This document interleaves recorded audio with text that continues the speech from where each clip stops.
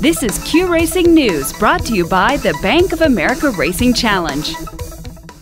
The Jockeys Guild is calling for higher levels of medical coverage at tracks that provide less than $1 million in insurance for injured jockeys. This comes on the heels of Ann Van Rosen's serious injury after a spill last month at Turf Paradise.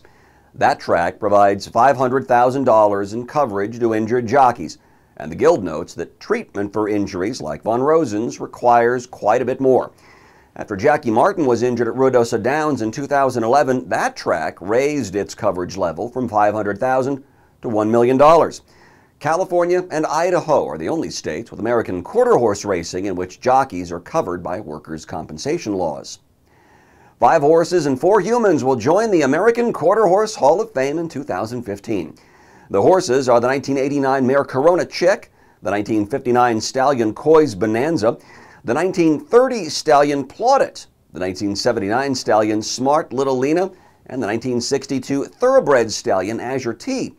The 4 men are Thomas Bradbury of Byers, Colorado, AQHA past president Jim Helzer of Arlington, Texas, the late Stanley Johnston of Miller, South Dakota, and the late Ted Wells Jr. of Pawhuska, Oklahoma. Lano Cartel had earned a great reputation as a shorter distance runner. He had won a pair of 350-yard allowances at Hialeah in January, had won both the trial and final of a 350-yard derby at Will Rogers last fall. But here he is at 400 yards in the Grade 1 Leo Stakes at Remington. Omar Reyes is riding for trainer Alfredo Gomez and owner Wade Helton. He'd lead from post to finish in 19.487 seconds, and this is the first time he'd finish in the money at this distance in 4 tries. He beat out betting favorite Feature Hero, winner of last year's All-American Derby. Jockey Reyes said the clean break was a huge help. Well, I wouldn't hold it against you if you'd never heard of Carlos Soto's I Assumed You Knew. The gelding never raced as a 2-year-old, but as a 3-year-old, he has 3 wins in 4 starts, one of which was this past weekend's Grade 3 West Texas Derby at Sunland Park. The Oklahoma bred would win by a neck with Jaime Leos aboard for trainer Juan Gonzalez. I Assumed You Knew won his trial to the Derby, and before that a maiden race at Sunland. His lifetime earnings rose to $92,000. Ms. Fast First Prize finished second to the West Texas Derby. Go and Get finished third.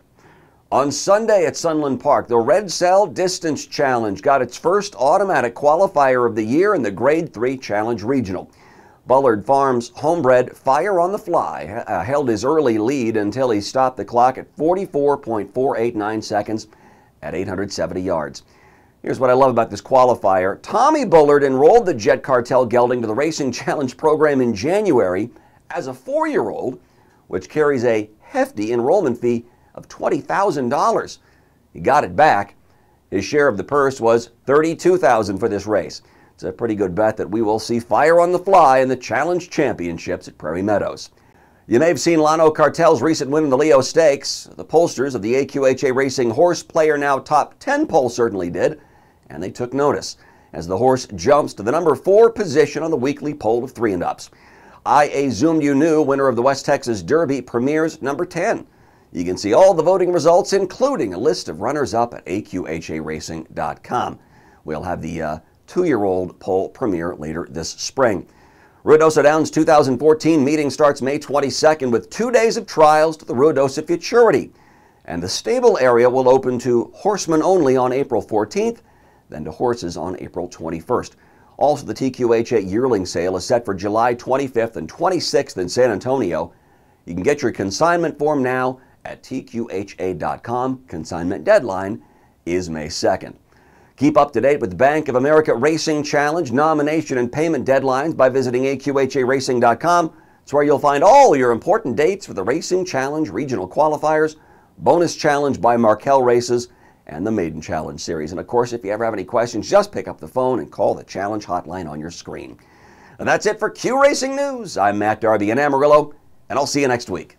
Q Racing News is brought to you each week by the Bank of America Racing Challenge.